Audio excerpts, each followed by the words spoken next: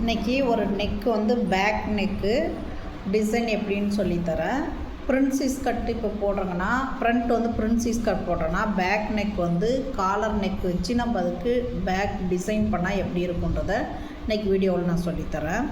நம்ம எல்லாருமே நமக்கு என்னென்னா நம்ம எல்லாருக்குமே ஒரு கனவு இருக்கும். எப்படியாவது கவர்மெண்ட் ஜாப்ன்றது எல்லாருடைய மிகப்பெரிய கனவாக தான் இருக்கும். அதுக்காக எல்லாருமே போராடி நம்ம படித்து அதில் போயிடணுன்னு தான் நினைப்போம். ஆனாலும் கிடைக்காத பட்சத்தில் எல்லாருமே வேணுன்றதுனால போட்டி அதிகரிக்குது இல்லைங்களா? அந்த வேலை வாய்ப்பு கிடைக்கலன்றப்ப நம்ம மாற்றிக்கின்னு நம்ம அடுத்த வேலைக்கு தயாராகிடணும்.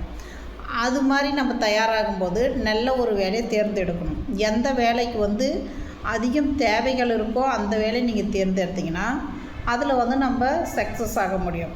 இப்போ பார்த்திங்கன்னா டெய்லரிங்கெல்லாம் நம்மளுக்கு நல்ல ஒரு பிஸ்னஸ்ஸு.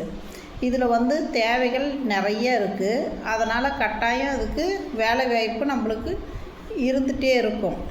அதனால் நம்ம இந்த மாதிரி வேலையை தேர்ந்தெடுக்கிறது ரொம்ப ரொம்ப நல்ல ஒரு ஐடியான்னு நான் நினைக்கிறேன். நீங்களும் நினச்சா என்ன ஃபாலோ பண்ணுங்கள். நான் பாருங்கள் இன்றைக்கி ஒரு நெக்கு டிசைன் இங்கே சொல்லித்தரேன். உங்களுக்கு ஒரு நெக்கு நியூவாக எப்படி வரைகிறதுன்ற சொல்லித்தரேன் பாருங்கள். இப்போ இது வந்து காலர் நெக்குக்கு எப்படி எடுக்கணும்னா நம்ம இங்கேருந்து சுற்றளவு 3 சென்டிமீட்டரும் உயரம் வந்து 1.5 சென்டிமீட்டர் எடுத்துக்கணும். அப்படி எடுத்துகிட்டு அதை வந்து நீங்கள் சேப் வரைஞ்சிக்கணும். இதுதான் காலர் நெக்கு. இப்படி தான் இவ்வளோ தான் எடுக்கணும். அதிகம் எடுத்துட்டிங்கன்னா நம்மளுக்கு கழுத்து வந்து கீழே இறங்கிடும். இப்போ அதுக்கு கீழே தான் நம்ம டிசைன் பண்ண போகிறோம். கீழே ஒரு டிசைன் அதளவுக்கு நம்மளுக்கு ஹைட்டு இங்கேருந்து 10 சென்டிமீட்டரு. அந்த 10 சென்டிமீட்டரை பாக்ஸ் பண்ணிக்கோங்க. பாக்ஸ் பண்ணிவிட்டு இந்த பாக்ஸ்க்குள்ளே நம்ம டிசைன் பண்ணிக்கணும். சரிங்களா? அங்கே பாருங்கள், நம்ம வந்து ஏன்னா நம்ம வந்து டிஃப்ரெண்ட்டாக ஒரு டிசைன் பண்ணால் மட்டும்தான் நம்ம சக்ஸஸ் பண்ண முடியும். நம்ம ஃபீல்டில் போட்டி எவ்வளோ வந்தாலும் நம்ம வித்தியாசப்படுத்தும் போது அந்த போட்டியிலேருந்து நம்ம வெளியே வர முடியும். அதனால் நீங்கள் கொஞ்சம் வித்தியாசப்படுத்தி பண்ணி பாருங்கள். அப்போ வந்து உங்களுக்கு என்ன ஆகுன்னா உங்களை தேடி நிறைய கஸ்டமர் வருவாங்க. நம்ம யாரையும் தேடி போக தேவையில்ல, அவங்க நம்மளை தேடி வருவாங்க. நீங்கள் கொஞ்சம் வித்தியாசமாக யோசிக்கணும், அவ்வளோதான். இப்போ நம்ம பேக் நெக்கு தான் இது நான் வரைஞ்சிட்ருக்கேன். இது வந்து ப்ளவுஸ்க்கு மட்டும் இல்லை, சுடிதாருக்கு எதுக்கு வேணாலும் யூஸ் பண்ணிக்கலாம். நம்ம தைக்கும் போது சுடிதாருக்கு வச்சுக்கலாம், பேக்கில் இல்லை ஃப்ரண்ட்டில் கூட டிசைனுக்கு வைக்கலாம். இது அப்ளை டைப்பில் கூட வைக்கலாம், நம்ம ஓப்பன் டைப்லேயும் வைக்கலாம். நமக்கு எப்படி விருப்பமோ அந்த மாதிரி வச்சுக்கலாம். இந்த டிசைனு பாருங்கள், இதை கட் பண்ணி காட்டுறேன். முதல்ல வந்து எப்போவுமே நெக்கு வந்து ஃபஸ்ட்டு வெட்டிடுங்க. ஏன்னா வெட்டிட்டு ஓப்பன் பண்ணிட்டுங்கன்னா அப்புறம் இதை மறுபடியும் மடித்து நம்ம வெட்ட வேண்டியிருக்கும். அதனால் முதல்ல வெட்டிடுங்க.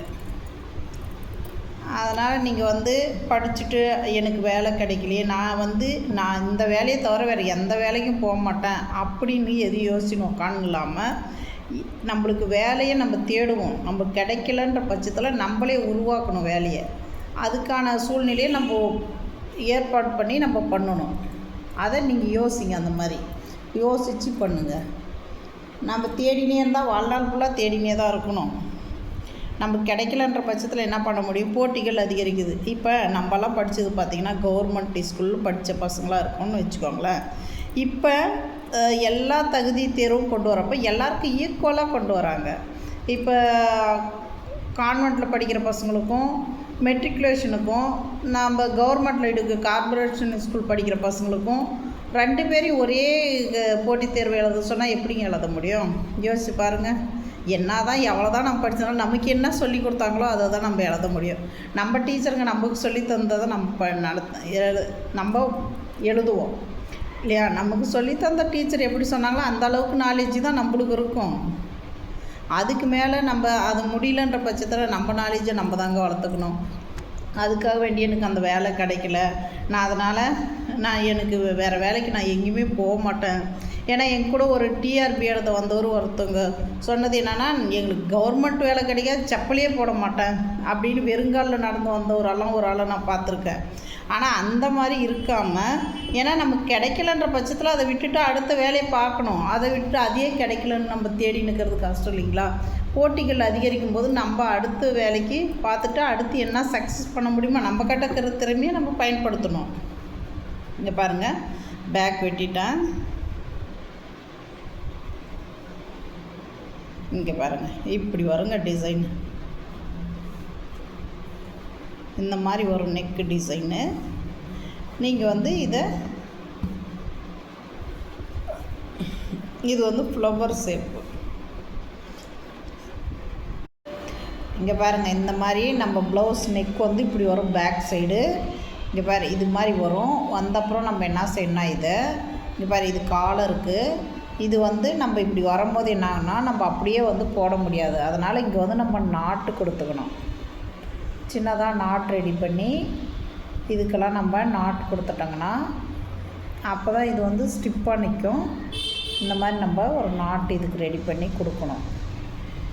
இந்த மாதிரி தான் கொடுக்கணும் நம்ம. இது வந்து ஆனால் ஓப்பனில் இருக்கும். இதெல்லாமே ஓப்பனாக தெரியும் நம்மளுக்கு. அதனால் பேக்கில் வந்து இது ஓப்பனாக இருக்கும். ஒன்று நம்ம நாட்டு கொடுத்துருவோம். இந்த மாதிரி ஷேப்பில் நம்மளுக்கு இந்த மாதிரி ஃப்ளவர் ஷேப்பில் இது கிடைக்கும்.